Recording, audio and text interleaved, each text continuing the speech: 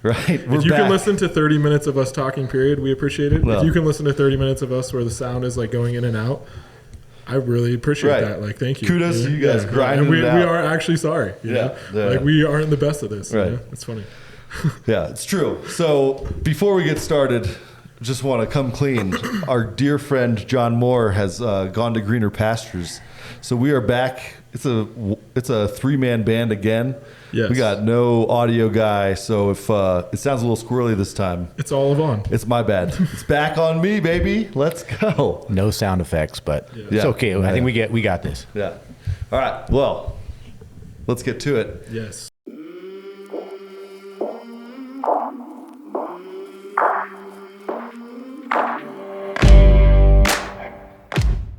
What's up, everybody? It's Ivan with Trouts Fly Fishing. This is Five Flies for January. We are joined, as always, by Tanner Smith. Yep. Zeke And this Hersh. month, no, don't introduce yourself. Oh, yeah. I get to introduce you. Yeah, put your hand down, please. Get Thank in you. line. This month, we're joined by our dear friend, Zeke Hersh. How's it going, folks? All the way Ezekiel, tell us a little bit about yourself for the guys and gals out there who don't know who you are. Yeah. Zeke Hersh. I run the Frisco location. What's your middle name? Ezekiel Jeremiah Hersh. What a name. Yeah, not supposed to even buy Fact one of the liquor day. with that one. Yeah. And live up in Breckenridge, work the Frisco shop, and then run the outfitting. So right now I'm putting paperwork together for permitting, so getting it all ready to go for. Yeah, I know it's snoozing time. Yeah, it's and love to fish, love to get outside, up in the mountains. Yeah. It's right there for me. So whether I'm out snowboarding or splitboarding this time of year, or riding bikes or fishing, something like that. What's your resting heart rate today? Yeah. I think it was 47 or something like that. I don't know. There was one time when I asked Zeke that question and he said it was 39.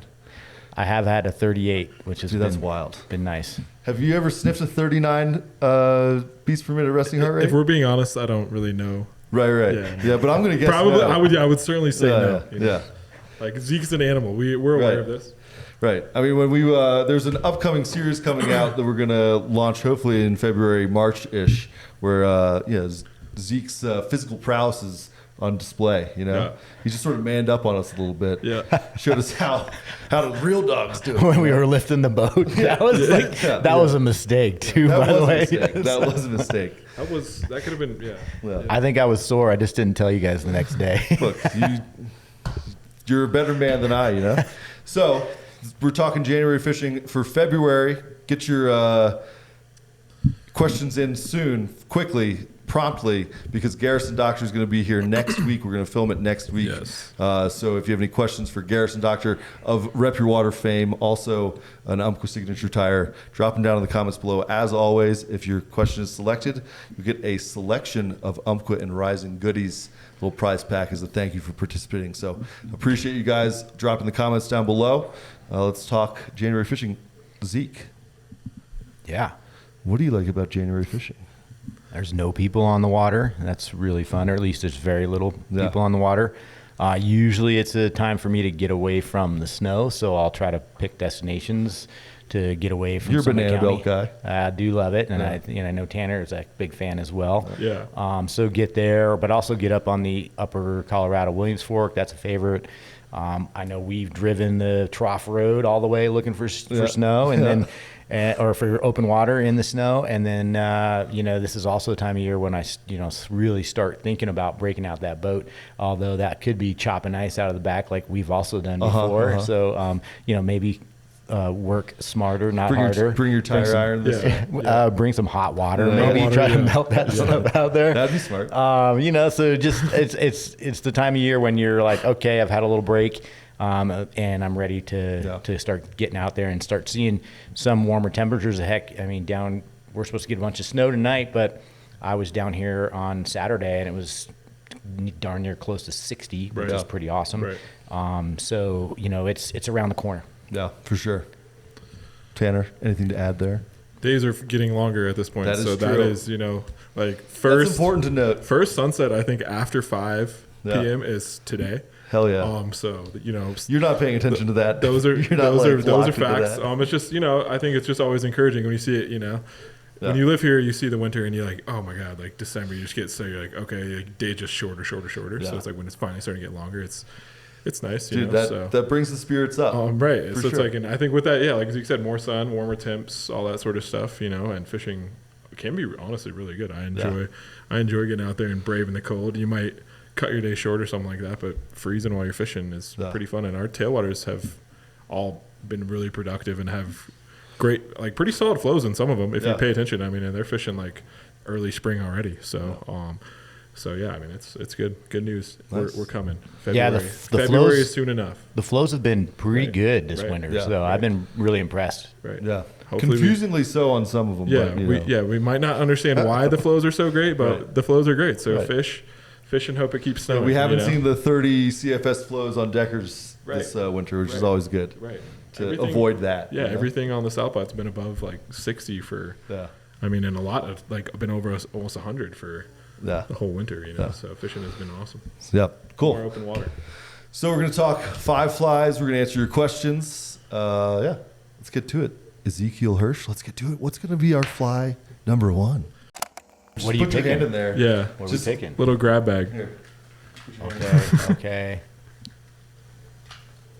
Don't look. I'm not. Ooh, the 20 okay. incher. Yeah.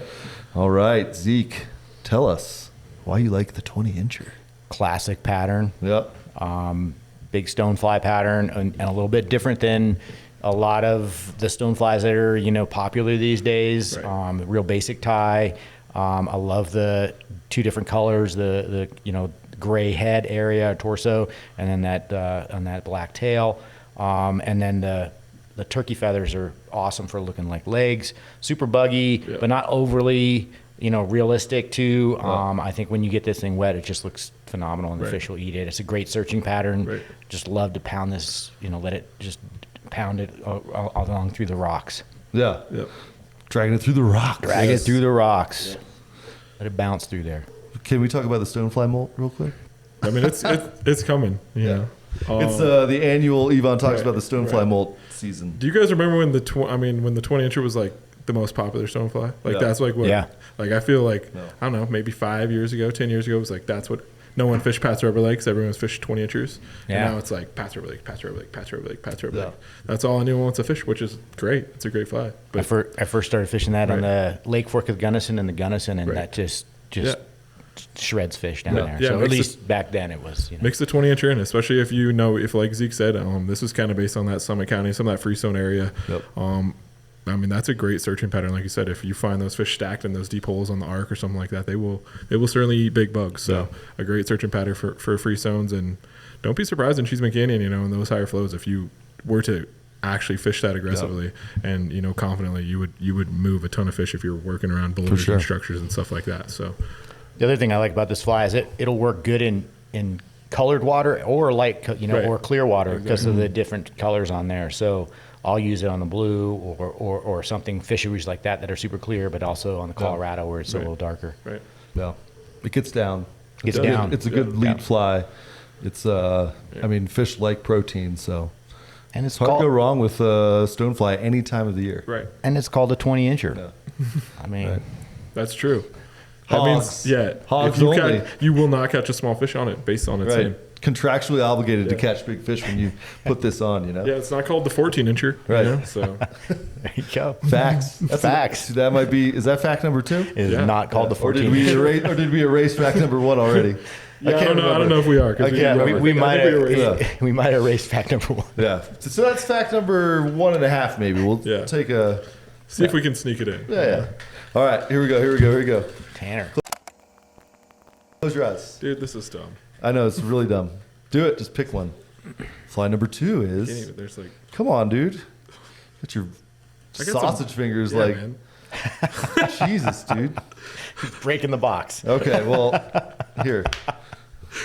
Yeah, cool. There you go. We can always get the That's what I big ones. grabbed. Here, this one's. We'll do this one. There we go. That one. Okay, cool. Yeah. Oh, the old school Brassie. Hell yeah. I was gonna say we got a few mixed in here. Which one are we going with? Yeah. Man, that's a classic as well. Yeah. What's that? Probably like an 18 Brassie. Brassie. Brassie 18. I think 22s, Right. 20s also good options. Right. It's crazy. We talk about different flies quite frequently, and then you always come across flies that are like this. All these flies work. You know what I mean? Like in different settings and situations and stuff like that. Brassie's a classic. I mean, when you're changing flies, that has to be in the mix. I feel like if you're searching for fish on one of our tough tail waters, something like that, like you need to have 18, 20 just standard straight Brassie. No. I mean, you'll be surprised that it'll pick fish up. So, and then on your freestones, keep your midges on freestones as simple as possible. You know, black beauties, zebra midges, Brassies, and I mean, you don't really have to stray. Maybe a few different colors, but you don't have to stray too far from that. So that's a great fly. Zeke, how old were you when this fly came out? Were you like 42 still? 42 or? This is a classic. You know? It is a classic. Were you 35? I think this might be even before I started fly fishing. No maybe. way. Yeah, possibly. Quite possibly. How long? So Can what you year was fact check that? when the Brassie was invented? We should. I'm be sure. ready. I'm sure. I'll fact check while you. I'm sure you could. Yeah. While I elaborate on While it. you elaborate on how you were definitely. This is Not- definitely not 35 when it came out. No, it's probably a lot longer than that. It's a great pattern too, though. Seriously, you could have that fly in like 14s through 22s in your box and catch fish on every size of those. And same kind of thing. Fish is good in clear and colored water. It's a real easy no-brainer fly to have in your box in a few different sizes. So. Highly recommend that one. And it's on. I always remember the sign as you're walking into Cheeseman Canyon, and that's one of the flies they highlight on there. And I'm like, okay, yeah, it's a cool little pattern. And everyone's like, no, I'm on to way bigger and better things, and Right. no one will fish it. And then if you fish a Brassie, and they're like, oh, cool. It was amazing, yeah. invented in the 1960s. Oh my! By 3 South Platte fanatics: Ken Chandler, Tug Davenport, and Gene Lynch. That's cool. That's fact. So how old were you in the 1960s? I was not around. We gotta get proof of that. I need a. This is like what's Is that his a face? fact? What's his face? Who played in the Little League World Series? Who was like 18? Right. What was He's his just name? like blowing kids away. Yeah, That's that. I'm gonna need to that's see years ago. birth certificate. my friend. If you even want to get back to fact number one, Ezekiel Jeremiah, that's my middle name, was not even a thought. I feel in the very 60s, biblical. So it feels very biblical. a little so more like, 70s. Like Yeah. push that in the 70s. Nice. All right. All right. Well, so I guess we'll have to take you at your word, Zeke. Born in the 70s, huh? You got it. All right. That doesn't make sense. How does that make sense, dude? Yeah, it does. Were you born like 72? 72. Oh, word. You got it. I just added. You just figured it out. That just shows how old you're getting. Yeah, I know. 84. God damn. Shit. All right. Well, that's the Brassie fly number 2. Let's get to fly number 3. Fly number 3 is the INFERNO-GONS. I think this was a size 16 purple With a black bead. with a black bead, a little bit of a hot spot on it. Yeah. Zeke, it's a Euro fly. Are you a little Euro curious? No, I will throw some jigged flies though, Yeah, for sure. yeah. I mean, I've definitely Euro fish, nymphed, once before. It was pretty fun. Caught some fish. The UMPQUA boys showed me what's up, and it was very interesting. Yeah. But this fly just kind of caught my eye in the bin. I like the black bead. I like the color, the purple. I like the little hot collar there and the flash. Great fly for the winter, in my opinion, with that darker kind of color there. Just to maybe be your first fly and just tap along the bottom or fish it behind that 20-incher or something like that. Right. If you were to rig this, are you gonna do this is like if you're gonna do lead fly, are you doing this as a lead fly with 2 flies behind it? Or you like, what do you do? 3 flies, 2 flies? That would be my initial, thought on this, but I wouldn't put it by fishing it behind a 20-incher or a big stonefly or something like that. Yeah. What happens with jigged flies is they get a little weird in the casting, so you just kind of figure out your lengths on your tippets and go from there. What part of the water column are you usually trying to target in the wintertime? Are you they're glued to the bottom guy, or are you maybe looking for shallower water ones? I can answer this one for Zeke. Yeah. It will be January 27th and like 13 degrees, and it'll be like, we're going to try a hopper dropper today. And we're like, all right, cool. He's like, you never know, you know. He's like, I have gotten eats down here on these in January. You're like, You know, if it's a cool. warm day, Yeah. possibly. If it's a warm day, possibly. Dude, it's going to be 33. And I'm not saying, in no way am I saying that's a bad thing, but like, I just, you know, like, I just want to save Zeke a couple breaths right there. Like, I knew exactly what he had coming. You know? Some days that can be true. In reality, though, I'm going to try to fish about 3 depths, you know, one with that heavy fly on the bottom and then a couple other up as you're getting up, and maybe that flashy fly as your last fly, looking like an emerging midge or mayfly or something like that. So a few different depths in the wintertime. If it seems like they're being stubborn, then maybe I'll start going deeper and deeper and deeper and try to get all 3 on there. Yeah. But that sometimes doesn't work, and you know those fish might be suspended. So you got to be ready to look a little all over, but whether it's try heavyweights or even lighten it up. Yeah. Are you a long drift guy? Are you a short drift guy? Like, what's your approach when you're fishing in the winter? My approach is long drifts usually. Yeah. So I'll try to find that perfect spot in the hole to stand and then cast up, hopefully get some on as it's coming to you. Yeah. But then a lot of times I find the best is once it comes to you and you do that mend, then I'll start shaking line out, and a lot of times trying to find that pocket that's just below you a little bit, and that maybe allows your flies to get a little bit farther down too as well. Yeah. And a lot of times you're just looking for that spot that those fish are stacked in, and once you find that spot, you can usually pull quite a few fish off there. And if you find that perfect spot too, you'll catch fish up above you, below you, right next to you, or in front of you. And if you've found that spot, it can be a really productive And spot. sometimes it can just be like, hey, I took like a half step to the left. 100%. And then your drift is in the zone. Right. Right. You know, it's like, especially this time of year, I feel like it's like the fish aren't going to move as much. So you sort of gotta find that drift. And once you find it, like we've both witnessed Zeke put the hammer down on some fish on the Colorado when there's ice flows like charging at your knees, you know?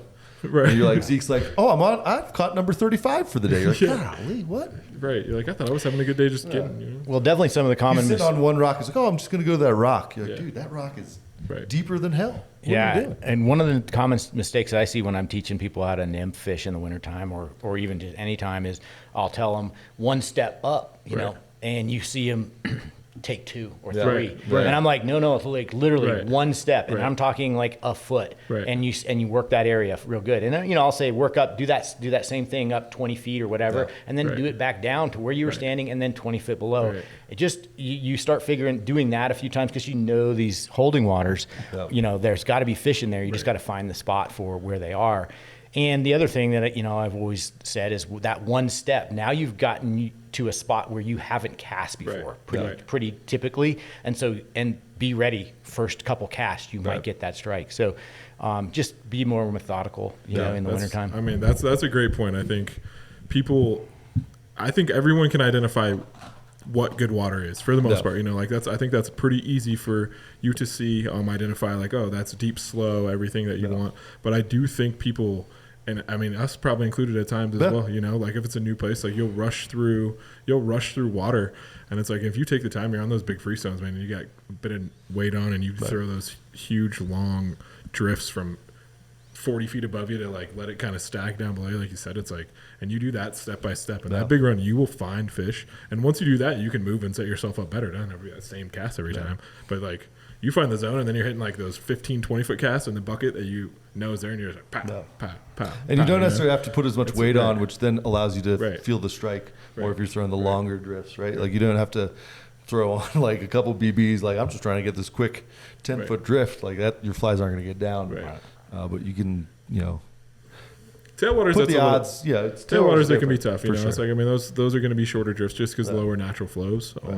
But still, I would say if you're in those deep buckets, like try to get like as many different looks at it as you can. Like if it's like a side step, it's a, you know, start your drift in a different place. Like change your casts up too. You know, because you think you might be fishing, you know, different water, but it's like if you're making the same cast, same mend, you know, every time, it's like if you change that up by like a foot, throw a mend in a little earlier or something like that, like you're hitting totally different water, you know. So Yeah, and then if whether you're moving up, also moving across the stream and back across the stream, fanning the water, methodically working every possible piece of water, and then very often you'll fish those little areas, and by doing that long drift below you, all of a sudden you'll find fish that have moved in behind you or were there all along, maybe on that scoop as it's coming back up. So it just allows you to really work the whole hole, if you will. The whole hole. The whole hole. The whole entire hole. You got to work the whole hole, man. Yeah, I mean, I think in the wintertime too, you don't want to move a lot.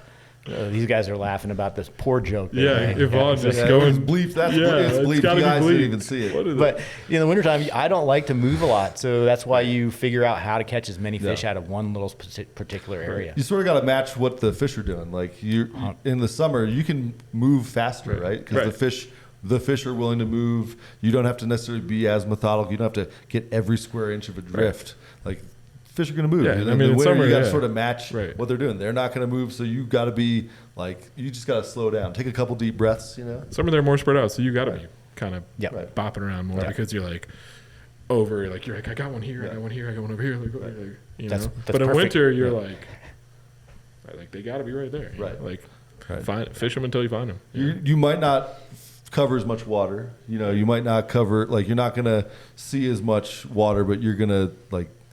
You have to fish the water that you cover very methodically. Right. Like, and pick and choose. Like, don't be, unless you see risers, don't be working the shallow riffles. Right. Or like the really slow tail outs that like have no water in them. Right. And part of that too is how for me, my challenge is to see how many fish I can catch out of one specific area. And you see because you're a psychopath. That is true. And to be like, is there a rainbow? Is there a big rainbow in here? Or whatever, and just seeing how many. Don't you have like a fish? No, I don't. Do not. I swear to God, it's in his mind though. I have seen one. Yeah. Oh, that's right. Yeah. You had a client who had one, right? Yeah. Oh, yeah. You were probably eyeing it. You're like, "Ooh, look at that thing. That's so pretty. Oh my gosh." He counted. I couldn't believe what the number he came up with. So what was the number? I was like 60 or something one day. Pretty good. Not bad. I don't remember. Not a bad day. Not a bad day. I couldn't. I remember being like, "Wow, really? Yeah. Okay." If you guys haven't fished with Zeke on a guided trip, and you want to fish with Zeke, what you have to expect though is Zeke's goal is to catch literally every fish in the river. Like it's not like hey, I just want to catch this fish this way. It's like he wants to catch every fish that exists in that hole. And he wants you to get better as an angler too. Like being on the boat with Zeke, it's like, you're a great guy. You're my friend, but I wouldn't call you the most bubbly person. You know what I mean? Like I don't mean that in a bad way. But it's like, it's business. You know what I mean? So I like to catch fish. I like you to catch fish or anybody who's in there. So I'm always challenging everybody. And unfortunately, yes, it can be come off the wrong way. And I apologize. I don't think that it comes off of the wrong way. It's just like I think it's refreshing for a lot of people. Like there's a lot of guide trips you go on, and the guide's just like fun, and you're like, well, and then the day gets over, and you're like, man, we got like one or two fish, like it's like, dang, it's like when you do that, you have a good time, like a professional lunch, all that stuff that you provide, and you're also like learning about fishing, like and getting better at it. You're like, dang, like I will float with Zeke every time. Like I floated with Zeke. A lot of my friends and family have floated with Zeke. If they're floating in Colorado River, they're floating with they want to float with Zeke, man. Like there's a reason for that. So the hardest days are not given. The hardest days for me are when you've got a good client, he's crushing it, he's doing the men's, you've changed multiple flies, and the fish just aren't active, and you're like, you put the perfect drift, you get the perfect mend, and it floats through there, nothing. It just starts becoming deflated. If you want to see a rough day on me, if that happens, you're just like, oh, that's when Sergeant Zeke comes out. That's when you better be prepared as Zeke's client. Like you thought you were signed up for 8 hours, you might be out there for like 10 hours, because like eventually, we're gonna catch these fish. Like Zeke wants you to catch fish. Like that is like he's not gonna, if you hit 40, and you still have 4 hours of float left, like he wants you to catch another 40. And it's awesome. Yeah, cool. Well, that's enough of talking about how great Zeke is guiding. Let's talk about. Let's answer some questions. We're gonna get to the Q&A portion of the program. Let's get to it. It's the question and answer portion. As always, if you have a question for February fishing, Garrison Doctor's gonna be the guest. Drop comments down below. We'll pick 3 next episode, and if you get picked, you will get an UMPQUA and Rising prize pack. So we're gonna start off question number 1.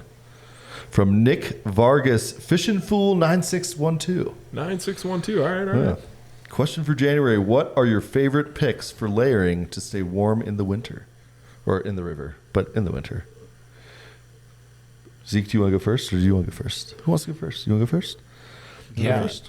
I mean, You go first? I'll go first. Yeah, go first. all right, Zeke go is first. probably like out there. He's like, yeah, I like shorts and my waders and, I put the boat in my flip flops. And you're like, oh, Right. he does. This time of year, I love just the regular bug stopper hoodie as an underlayer. Just so you can pull that hood up and use that. And then I'll probably wear a sweatshirt or like a Sims, the cold weather shirt over top of that. And then a hoodie, another hoodie just in case, and some kind of jacket, depending on a shell, or you go depending insulated? depending on the temperatures. I'll have a down jacket if it's super cold, or real big down jacket if it's really cold, and then a lighter weight down if it's not as cold, and then if it's warm, a shell.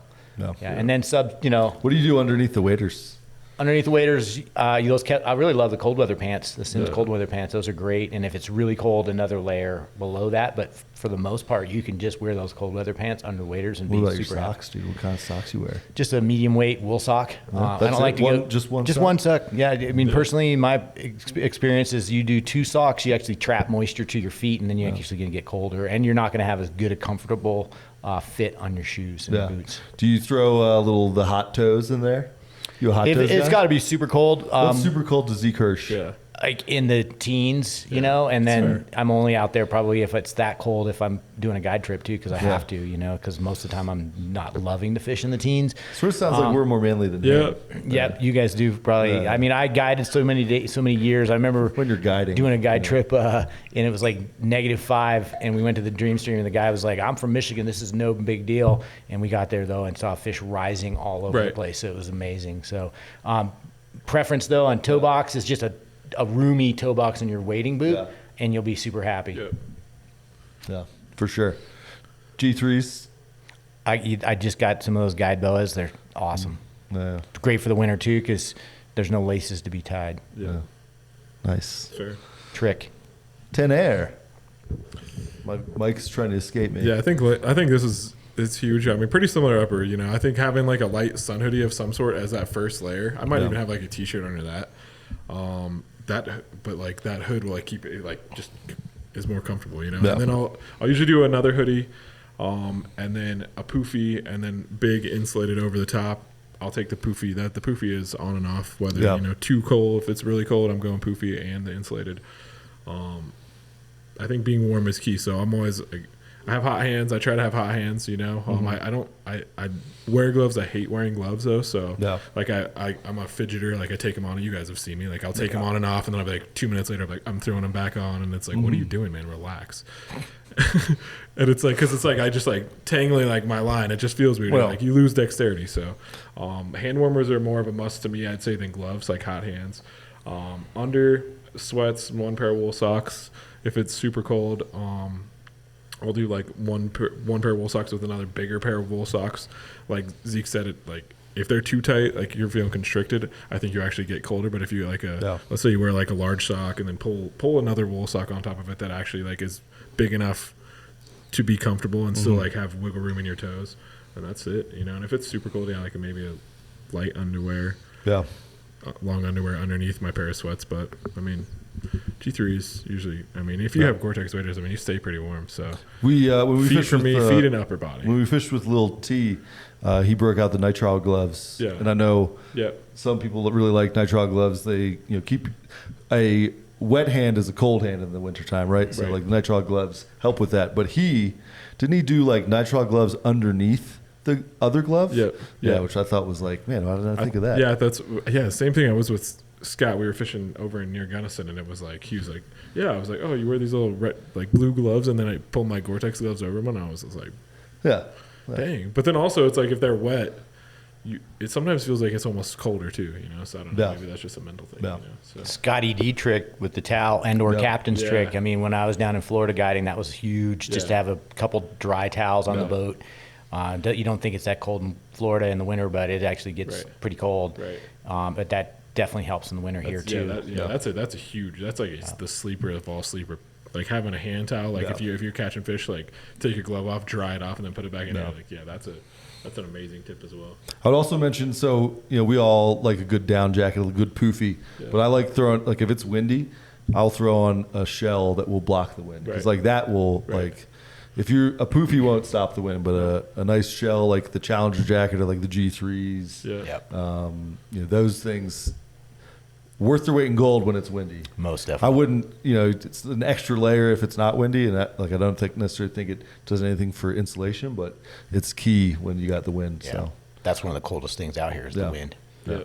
I tried when we were on the frying pan. I tried that thing that I think last year Paula Shearer was on her Instagram, and she was like, you wear a small pair, like a thin pair of socks, and you take these heated insoles, and then you put a big pair of socks on the outside of those, and then you put them in your wader boot or it was a little tough. You gotta get a bigger size boot. Yeah, I was like that. It wasn't comfortable. Watching him put that in was actually quite fun. I don't think I got an accurate reading on how effective it was because I was like, it was bad, man. I was like it was like me wearing platforms, like my toes were scrunched into the front. It was horrible, but if it works for Paula on the Bow River in Calgary, where it gets colder than we can ever imagine, I would assume it works. Right. Maybe I'll throw the link in down below, but that's something interesting to think about. But yeah, I mean, I'm probably the same way. Like I'll do sun hoodie, and then maybe like one of those mid-weight quarter zips, and then I'll throw like maybe a lighter down jacket, and then have the bigger West Fork jacket as like a secondary layer, so I can like sort of switch in between depending on how cold it is. But I like to wear as many hoods as possible, so I can take like say it's like 20 degrees and I've been walking, like I'm going to take every hood off but the sun hoodie, but then I'm sitting there for like an hour, then maybe I'll throw on like 3 hoods. It's like a little heat management system. Most definitely. The head's the most important part. You lose all your heat through your head, don't you? Yep, sure do. Do you know the stats on that? Come on, maybe 80% or something. I don't know. Oh, let's go with it. 80% of your heat is lost through your head. Credit that to Zeke Hersh. Possible fact. Yeah. Maybe you want to check that on your own, but yeah. Cool. So hopefully we answered that question for you. Nick Vargas, Fish and Fool, 9612. 9612. Cool. So let's get to the next question, and I believe question number 2 is from our good friend Melcon. Melcon asks, January question, after getting some excellent cold weather gear from Trouts Fly Fishing, wow, shout out to Melcon. Thank you. Yeah. I ventured out for my first winter season and have had a great time. I heard about the ice in rod guides, but instead of this, I experienced completely frozen leader, and my flies were frozen ice balls. It was a fishing deckers approximately 25 degrees. Any ice management tips for the uninitiated? Thanks for the great content as always. Yeah. We're going to ask Tanner first. Oh, God. He's looking at me and then psyched out on me. Thank you. Yeah. Was I first? We're going to ask Tanner. We're going to ask Tanner. We've all fished, like, if it happens very rarely, but like when your line does freeze and like you pull your flies out of the water, that's I don't know why that happens exactly, but I don't think there's anything you can do about that. Like that's just like you have to literally wait for it to get warmer, because like something you're doing, like when you're casting, like the air is colder than the water. Maybe there's something like that. There's moisture. It's humid or something like that. Yeah. Don't fact me on that, but yeah, from that, it's you just gotta. Try to keep your line on the water as much as possible. That's when I would, not be like high nymphing and letting like a chunk out that's already been wet. Like keep that fly in the water. Maybe that means shorter casts, something like that, or longer mins, and not a ton of like false casting, but just backhand water load casts, those sort of things. Would maybe be the suggestion, but mostly warm up. As far as your guides, there's all those theories about like loon ice off and stuff like that. I think it does. Ice paste. Yeah, I think it does work a little bit. The biggest thing again is like I like to just put my rod in the water. The water is generally warmer than the air. That would be science, I think, right? I believe that is science. So if you notice like they're guiding up a little bit, I just and pretty regularly like drop my tip in the water, shake it. Yep. If you leave it out after doing that for too long, you're gonna get like big ice chunks. But if you just do that consistently, like right when you see it start building, you can keep ice off. Because once it's wet, it's going to be wet. You're not going to dry it off. Once it's wet, it's. But so you it's just sort of got to play the game. Right, you got to play the game, but it's. I mean, that's the easiest. Yeah. And you'll still have to pick guides every once in a while, but that's what I do. Keep your reel like dry as possible because once your reel gets frozen, then you got to play the game of like, do I put it in the water to unfreeze it? And then there's more water on the reel, so then when I take it out, it's gonna be frozen, and then my drag might lock up. You know, that's a game. The torturous way that you do that I found is like when you are trying to pack your eyes. You know what I mean? You're like holding your rod, and you're like, oh dang, and it's like bent down. I've done that. I did that barely to you. in the water, and you're like, dang it. You I did that to you the other time, didn't I? You did, you certainly did. You called me out several times, and it was my bad. My apologies. And then also like if you net a fish, you want to like release a fish, and you like set your rod down like in a normal spot, and it's just like in a little bit of water like that, and you're like, oh no, like it can be over. Your day can be over in a hurry. All right, now Zeke. Yeah, Zeke. To you. What are your tips? Know what? I'm going to answer now. Yeah, you should. All you. You know, there are those weird scenarios too where you fish in a river and the water temp is just about freezing, and your line is going in and it's freezing on. You can actually see the line coating with ice. Those might be, you know, I have run into times where you're like, no, the fishing's too good, like I'm going to stay, or I know we've waited out stuff and then actually found that hour or two, or you might just go to somewhere differently because different to fish because it's just not going to change. So that's water is getting so close to freezing, and those fish might not be very active. That said, we've all talked middle of the day as that water's heating up. That's the active time, even in a scenario like that. Ice Stanley's ice off does work. It just takes you taking the time to put it on. If another thing that's worked for me in the past, knowing that I'm going to fish the next day, is literally just Luna Quell, and you actually dress the front portion of your line that's going to be mostly in the water as well as your leader if you want. This is the night before, so again, some time to put into this, and then actually dress each one of your guides, and that's going to be a little bit of a silicone. It's going to hopefully keep that water from staying on your. It's going to repel that water from staying on those guides. That's science. I think. That's a repellent. Science. Possibly. Yeah. There we go. So those are usually that's usually bad shoulder, buddy. That's usually what I'm looking to do, and definitely dipping the rod in the water. The one, no matter what, at some point you're probably gonna have to clean those guides, and a common mistake is thinking that yes, that tip of that rod does flex really well, but it's not going to flex as well as you think it is, and especially in the cold. So put that reel down on the ground, not in the water, and walk your hands up and clean each one of those guides and be a little slow and methodical. We're all about methodical in the wintertime, right? Taking your time and clean each one of those guides. Clean that first stripping guide too. Make sure that ice chunk does not stay on your line. That'll cause you some problems. So break that piece off and just walk your hands up.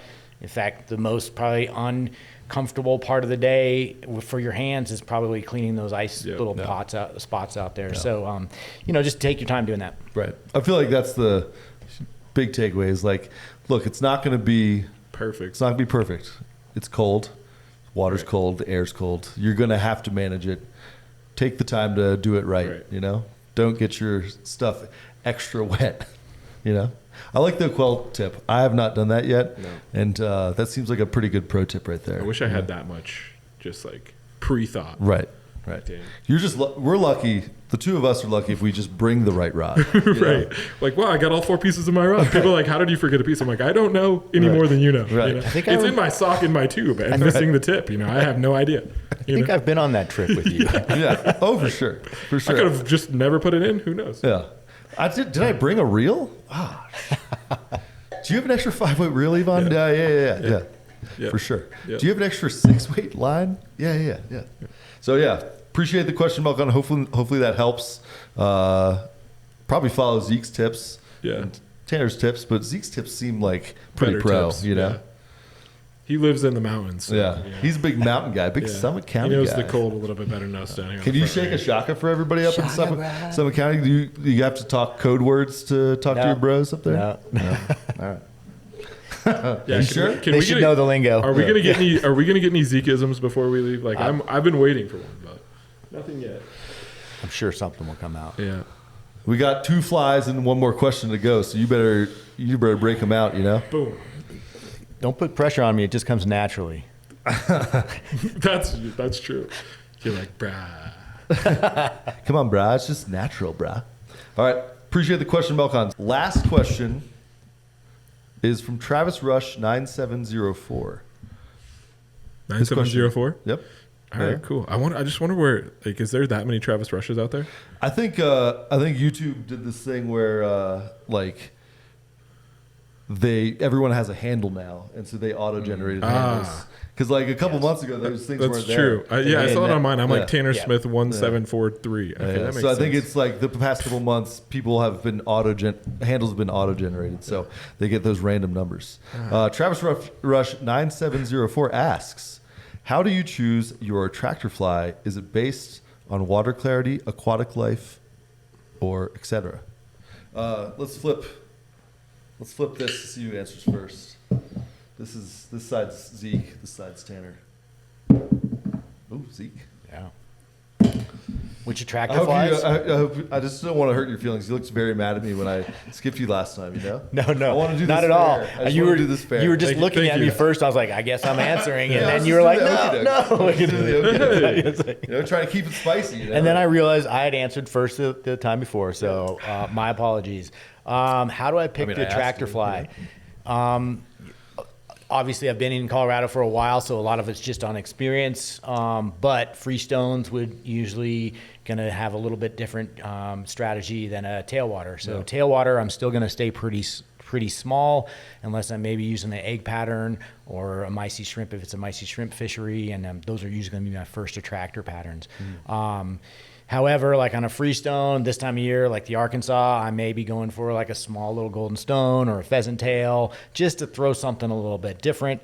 But even during the middle of winter, I'll probably still be leaning a little more small, such as like a zebra midge or something like that. So still not very big. But sometimes you do throw that pheasant tail, even in the or stonefly in the middle of winter, and you're like, oh wow, this is actually doing really well. So don't roll that out on a freestone. Colorado River, I will definitely probably be fishing something pretty large as my first attractor, just because there's a lot of bug life in there. And Arkansas is really similar to that too, so I would say don't rule that out. What color egg do you like throwing in the winter? I'm usually an orange or a pink in the wintertime. Aren't you a chartreuse guy? Yeah. Chartreuse is going to be like. I don't think we more were supposed to give that up. Yeah, sorry, my bad. Yeah, I do like. Bleep it out. I do. Oh man, yeah. Oh man, you're making me answer for real now. No, I do the chartreuse. If I'm float fishing the Colorado, yes, the chartreuse. Yeah. If I'm doing other fishing scenarios like wade fishing, like the Arkansas or the South Platte, I'll probably lean more to that pink or that orange. Yeah. Tanner, how do you pick your attractor flies? I think for me, I mean, it all starts with confidence. I like to fish flies that I've caught fish on before. But if I'm fishing the freestones, like I'm usually throwing some big hothead PT, psycho print, something crazy, just to find out, because 20-incher. 20-incher, yeah, of course, 20-incher is always on there. Big heavy pats, something just because. I don't fish a ton of leeches on the freestones. I'll fish a lot more leeches on the tailwaters. It's like, on a freestone, are you really imitating a leech, or are you just basically imitating a stonefly as well? Hey man, if it works, it works though. So it's like, just fish a stonefly, I suppose. But yeah, leeches do work, and it's I mean, you're right. But that's how I'm picking it. Tailwaters, honestly, just size up probably my favorite midge or Baetis pattern. So I'll have 2 flies that I'm very confident in below, and then I'll probably size that up.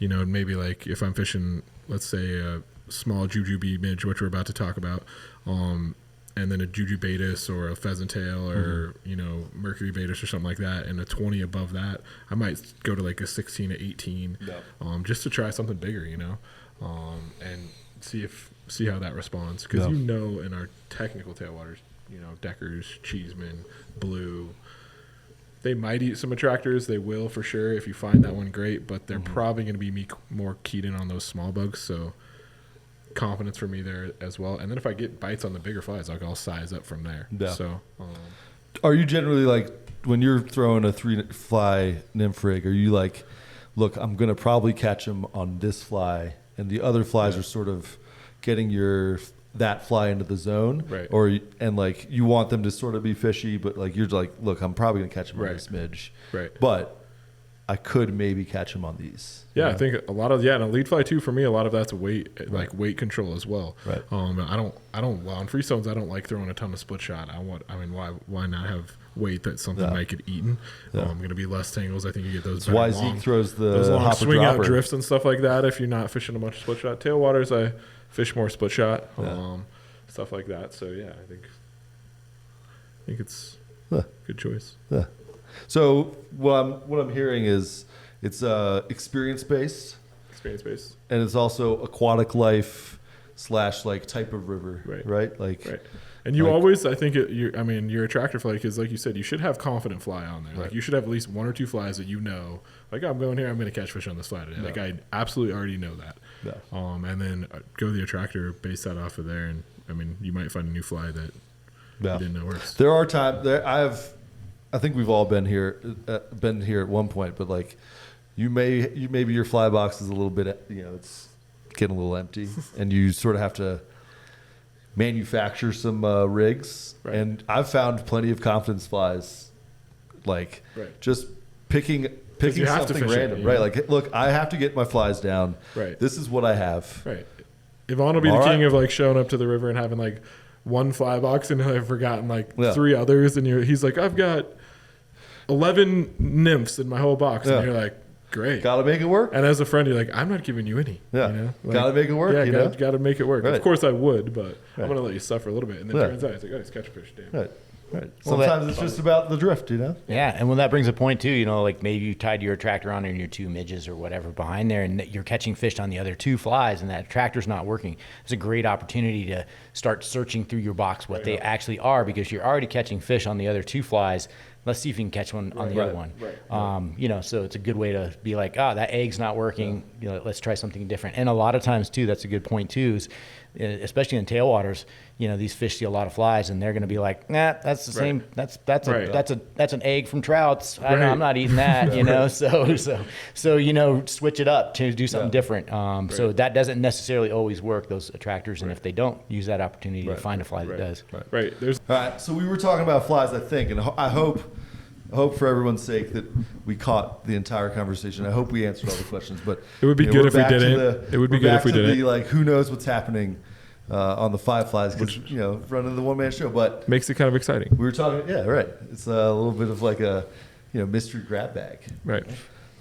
But we were talking about choosing attractor flies, and I think like finding random ones. Right. I think also another point that I wanted to make is a lot of times you want to catch fish on the point fly, but like sometimes the weighting of the point fly is more important than anything else. Right. So it might not be that like you're picking something based off of what is in the river system. You're picking something that's going to get your flies that you think are going to catch fish into the zone. Right. And like if you catch something on the attractor fly, that's a bonus. Hey, from my perspective. But there is that, but then there is also nothing better than when like you're running a 3 nymph rig and you're getting fish on all 3 for sure. Your flies. You're like, but when you're I think that we caught that part.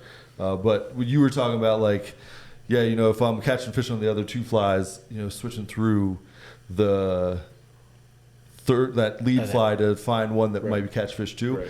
A lot of times, I know this. I've done this to myself, where I try to find that fly that's gonna also catch fish. It'll mess with the weight of my rig. True. And then like I won't be catching fish on the other 2, right? And so like sometimes you can chase that like, oh, I want to catch them on all 3. And sometimes if that messes up your presentation, like just go back to the one that was getting the other 2 to get eats. Right. And it's called an attractor, not necessarily for them to eat it, but it maybe attract their attention to see your other 2 flies too. So for sure. There we go. So that was the 3rd question from Travis Rush 9704. All right. 9704. Let's go. All right, so we're going to talk about the remaining 2 flies. Boom. And then Zeke's going to drive up the hill and not get caught in the snowstorm, I hope so. Yeah. Because That's all right. Zeke will go like 95 Yeah, I was through about the to say. snow, and it'll be like, the tunnel will be closed. I'm like, yeah, I made it in 35 minutes. I'm like, how did you do you that? talk about a car I don't want to be in right this afternoon. Yeah, Zeke's, that's true. If he's not trying to beat the snow. Yeah. You guys remember that coming home Dude, it was last winter? terrifying. That was terrifying. What time? I think every time I've been in the car with you coming But there over, was one time. that coming was over like- Vale Pass, it's been like maybe some of the more petrified I've ever been in a car. And then somehow I'm like, we just got from here to Frisco in like 45 minutes less than I think If you're anyone a ever cop, could. don't listen to this. Yeah. part. It's like, Yeah. sometimes I feel safe and sometimes I'm like, Zeke drives a VW bus. Yeah, yeah, exactly. yeah, Fast. yeah. Right. He's in a Subaru Outback. Yeah, You yeah, know? for sure. Like He cruising. drives a Turbo Toyota Porsche. Tercel. Yeah, right. Yeah, dude, there was that. I mean, that was the one time that we were coming up and it was raining. I just and kept trying to go back to went- sleep. I like woke up and I was like, I think we're gonna die, and I was like, you know what? I'm just gonna go back to sleep. Like it was Right. better. It was better being asleep. You know? And you tell yourself too, it's like, well, they say if you're sleeping and something bad happens, like your body's calm, Right. so you're like, Yeah.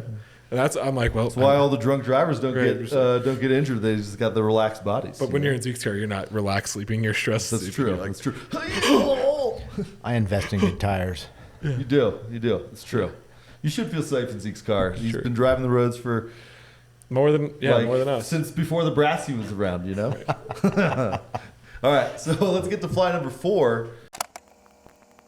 Fly number 4 is the purple tungsten beaded sparkle wing RS2. Nice. Yeah, I did it, guys. Thanks.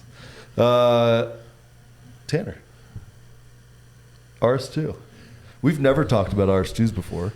I think it's one of those flies. This time of year, you have to talk about it what I mean? Patterns, similar patterns to it.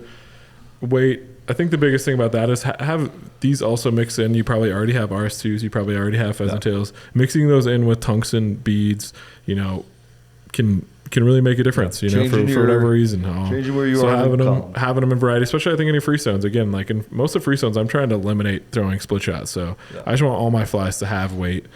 So having the standards with those tungsten beads. People think that beads like they shy away from beads because they think it like throws fish off a ton, and maybe it does, but maybe it also can lead to more fish being caught. So You don't know until you try it. Right, you know? exactly. So And it's it like depends on the day. And too. over time, I don't think it. Like if I'm at Deckers and I'm catching fish on a black RS2 size 18, if I put a black RS2 18 on with a bead, like I still feel pretty confident that I'm going to catch those pretty much the same fish, you know. So it's just going to eliminate more stuff for me to have to get those flies down. So have the classics and tungsten beads as well. I'm gonna while you answer this part of the question, I'm gonna look up when the RS2 was invented and see how old you were when it was. Yeah. I mean, the nice thing about some of these beaded flies these days too is the beads are disguised really well. Right. That you can't even hardly tell there's a bead in there. And it's such good small beads too. It's not the gaudy big gold bead that a lot of times you're used to. Right. So I think a beaded fly has definitely got its weight in your box as far as especially adding to that little different area in the water column. That fly particularly, that flashy wing on there is super cool. We're so close to another blue wing olive season too. You never know when that's going to happen. I mean, it can happen any day on the Arkansas, really. Right. So that's a great pattern. Purple also, what a killer color right there. Those you want to put that in your fly box for sure. The Google machine says RS2 was first tied by Rim Chung in 1970s. So very vague. I mean, that sounds like it's 50-ish years old. I was going to say somewhere around like 80s. Just a legendary time to be invented or born. Yeah, sure. The 70s. Sure, bro. All right, there we go. Yeah. Shake it, bro. Shaka, Shake the shaka, bro. I mean, I don't know what else I can add about the RS2. Yeah, we're good. Next fly. It's good. Yeah. It's a good fly. You should have it. So, fly number 5, final fly for January is the JUJUBEE midge in brown, and a Charlie Craven pattern. Do you like Charlie Craven patterns? I do. Lord Craven. I definitely like the JUJUBEEs, all the JUJUBEEs, really. Super durable pattern. Right. That's one of my favorite things about them. you can fish that fly for days and days and days, as long as you keep it, you know. And if you're like anything like Zeke and you catch 16 a day, you need flies to last. Durable. You know? Yeah, most definitely. Otherwise, you're going to go broke. Me and Yvonne flies last because they don't get eaten. Yeah. You know, my like stellar 20 fish day, you know, it doesn't need to be durable. I think I've got some flies in my fly box from the 70s. Yeah. Probably do. Like, yeah. Glue's still holding. Yeah, glue's still. Great pattern. If you know, I just wrote a little bit about Frisco fishing. You know, it's one of those flies that you can get wet, put in your hand, and turn some rocks, and it looks very similar to the flies that are into the rocks. So, you know, very realistic, and that's very durable. Multiple different colors in those flies. The brown is probably the most like normal looking. So it's a good pattern to have. Super in your fly natural. bags. Yep. Tanner. Yeah, Zeke nailed it. I mean, everything you want to fly, Cravens. We have, you know, learned from Lord Craven himself that True. his flies catch so many fish. That's why he has to basically invent new flies, Right? Because he wants to try if he can catch fish on something else. He's Which essentially bored, yeah, exactly. You know, which is which we benefit from. right. We greatly benefit All of from. us anglers benefit from him being bored because he catches too many fish on his other flies. Yeah, you know. So, yeah, it's a great fly, great midge. Has some versatility. Can be kind of your blowing olive, I guess, if it's kind of popping. But midges in brown, a very sleeper color, kind of has some flash, and durability is huge. Yeah, everything you want. I think brown's a great color. Right. Yeah. Are you guys, so like, I think that's super natural. I know that you're a big fan of flashy flies. Do you, like, what's your approach in the wintertime, flashy versus more natural? Do you like to mix it up? Does it depend on the day? Sunny, cloudy? What's your approach? I'd say my first couple flies are going to be very natural. Tell me your secrets. And then that last one's going to have a little bit of flash. And you know those JUJUBEE midges actually with the little legs they tie on that, I think it's the fluorofiber or whatever, has a little flash in there. Right, so it actually, you know, checks both boxes. Yep, checks both boxes. So, you know, last fly have a little flash. Any of them could. I just, you know, I probably won't have multiple flies with flash. Right. Yeah. Maybe just one. You like to mix it up. Yep. Yeah. Same. Same. Yeah. Same. I'm not going to argue with that. I'm not going to go 3 flash. Yeah. That's dumb. Too much. But I mean, you can't go 3 non-flash. That's Right. Boring. Yeah. What if they're eating the flash? Right. You got to see. You gotta see. You gotta see if they're eating the flash. And if you're fishing like crap, you can at least you can swing it and be like, catch fish on the flash. Right. Sometimes it's real cold and you're like, I can't get a drift for shit. So might as well just let this thing swing with the flash. Like when you're swinging out your Rainbow Warrior like size 16 and it's getting chomped on the swing, it's like, I highly doubt that's a real bug. It's just tickling something right. And they're like, I cannot say it's no. the maybe. It's the Russ Miller maybe. Can't say no. Yeah. Maybe that's food. I'm going to eat it, you know? Right. It's the Russ Miller maybe. Yeah. It's key. So, all right. I think that's it. That's 5 flies, That's right? it. Wrap it up. Zeke. See you guys on the water. Let's wrap it up. Man. What do you go? Perfect, yeah. There we go. All right. So, Zeke, do a finger gun real quick. All right, we'll see you in the February episode. Thanks for tuning in, guys. Yeah, thanks for watching. Yeah. Happy New Year. Yeah, Happy New Year. Yeah. Okay, bye.